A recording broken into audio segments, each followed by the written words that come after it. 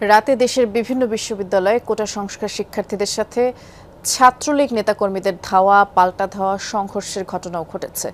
জাহাঙ্গীরনগর বিশ্ববিদ্যালয়ে মধ্যরাতে আন্দোলনরত শিক্ষার্থীদের উপর ছাত্রলীগ চড়াও হয় বলে অভিযোগ উঠেছে।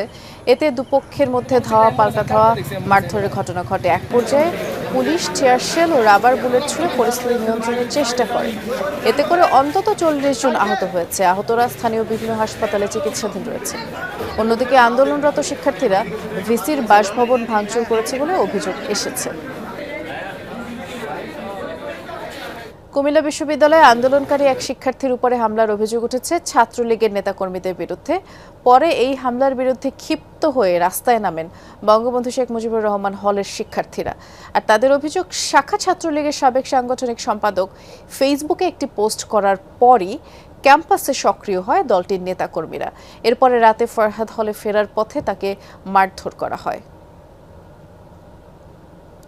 এর আগে সোমবার সন্ধ্যায় রাজশাহী বিশ্ববিদ্যালয়ের বিভিন্ন ছাত্র সংগঠনের নেতাকর্মীদের মারধরের অভিযোগ উঠেছে। বিশ্ববিদ্যালয়ের ছাত্রলীগ নেতাকর্মীদের বিরুদ্ধে ভুক্তভোগীদের অভিযোগ, বিকেলে কলাভবনের সামনে অবস্থান করছিল ক্রিয়াশীল ছাত্র সংগঠনের নেতাকর্মীরা।